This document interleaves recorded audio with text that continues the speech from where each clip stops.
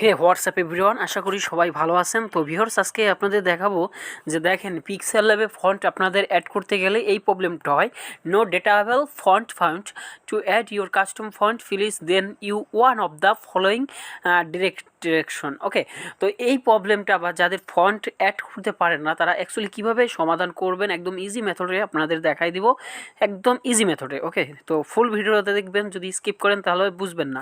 তো আমি আপনাদের দেখেন, প্রথমে ফার্স্টলি আপনি ক্রোমে আপনারা এখান যদি লেখেন যে বাংলা, ওকে বাংলা ফন্ট, ওকে এখানে আপনি হাজার হাজার ফন্ট পাবেন। দেখেন এই যে ফন্ট বিডি নামে একটা ওয়েবসাইট আছে, তো এই ওয়েবসাইট থেকে আপনারা নানান ধরনের ফন্ট পাবেন। তো আপনি এখান থেকে একটা ফন্ট ডাউনলোড করে নেবেন। তো আমি আপনাদের সাপোজ এই ফন্টটাই ডাউনলোড করে দেখাই। তো ডাউনলোডের পর ক্লিক করে দিব।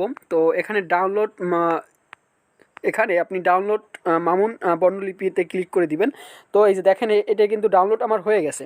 ওকে, তো ডাউনলোড হওয়ার পর ফাইল, মাই ফাইল বা ডিভাইসের যে মেমোরি কার্ড আছে সেখানে চলে যাবেন। আর ফাইলটা ডাউনলোড হয়েছে সেখান থেকে আপনি এই ফোনটা দেখেন জিপ ফাইল করা আছে, এইটা এক্সট্রাক্ট করে নেবেন।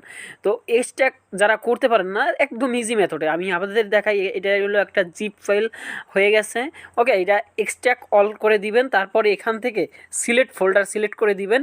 তারপর এখান থেকে আপনি ফোন মেমোরিতে যাবেন। ওকে, মানে এক্সট্রাক্ট অল, তারপর হচ্ছে সিলেক্ট ফোল্ডার, তারপর হচ্ছে ফোন স্টোরেজ।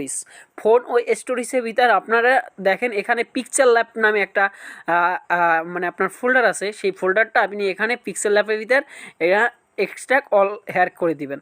ওকে, তো যারা বুঝেন না তাদের জন্য আবারও বলি, এখান থেকে আপনি কি করবেন দেখেন, এখানে হচ্ছে মাই ফন্টে ক্লিক করে দিবেন। তারপর এখানে যাবেন, তারপর এই যে এখান থেকে সিলেক্ট করে দেখেন আপনার পিকচার ল্যাব আছে কোথায়, পিকচার ল্যাব, এখান থেকে আপনি পিকচার ল্যাবটা ওপেন করে নেবেন। দেখেন এই যে পিকচার ল্যাব, এখান থেকে আপনার দেখেন যে ফন্টগুলো আপনি পিকচার ল্যাবে ফেলাইছিলেন সেই ফন্টগুলো এখানে আপনি সিলেক্ট করে দিবেন।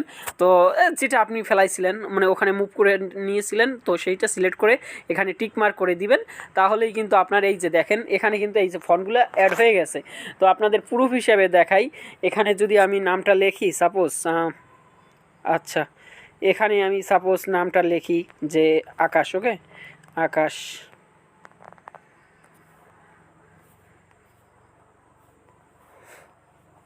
তো এই দেখেন আমার কিন্তু অলরেডি এই যে আকাশ এই হয়ে